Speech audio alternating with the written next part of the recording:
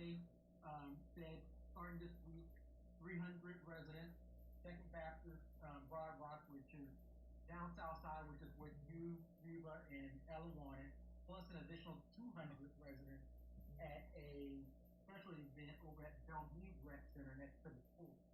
Just want to get your reaction on that, and especially now that these vaccines are coming to south of the river.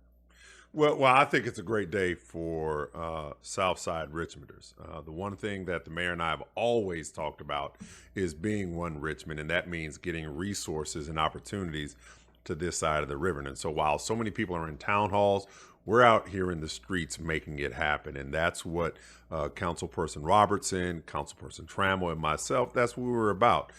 We are about action. We're about how do we help the people that we see on a daily basis. They're calling our phones. They're not calling, they're not calling a helpline number. They're not even just calling, our city council desk phones. They're called with because people have our personal cell phones. And so I think it's a great day. And again, it's not the beginning of an end.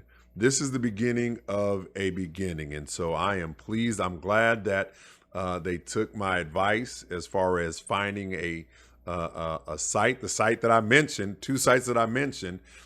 They picked one of them. One was precluded because of construction that was going to go on, but then Second Baptist is the site that I advocated for. So I'm relieved. I'm happy to see that take place.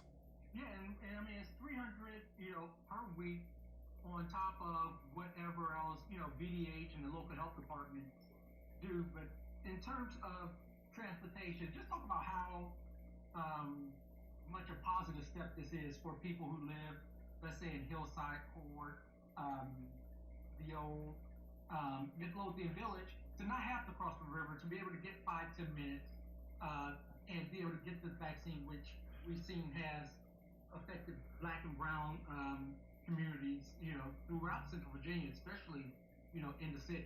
I just left a meeting where we talked about 2.5 miles being a hindrance, right?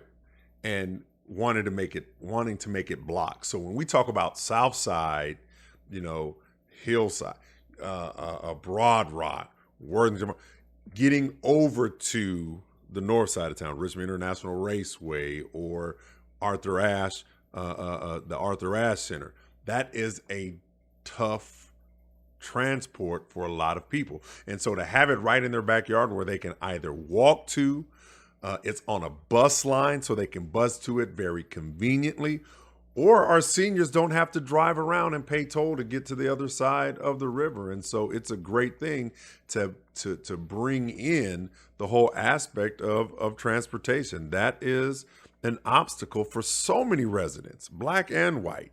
But for our seniors, it's even more so. Many of them may not travel outside of a 2.5 mile, 3.5 mile radius. I know my grandmother was the same way. And so I'm glad we can do this for the seniors of Southside. I'm glad that people can see that folk on the South Side can deliver services. The people at Second Baptist Church, my good friend Ralph Hodge, they're able. I was encouraging them a couple of weeks ago as they did the first event with just 100 doses. And I believe this. I'm sorry, the Black church, we deal with Easter. There's no coordinating challenge like Easter in a Black church. And so we're built for this. Ralph is built for this. Second Baptist is built for it. And I'm so glad that they have an opportunity to step up and do this type of ministry that we were trained for at Virginia Union University School of Theology. And we're here for the community. And so I'm ecstatic about it. So, anything else before I let you go, Doc? I think we hit on everything. But I think the biggest thing is this. While so many, there comes a point in time, and I'm glad the mayor sees this, where political leaders must stop politicking and get up and lead. This is the time for leadership, not just town halls, not just meetings, but we've got to break the huddle, if you will, and get out and help people right where they are. Right now, it's all hands on deck, getting doses in arms, getting doses in the arms of our most vulnerable.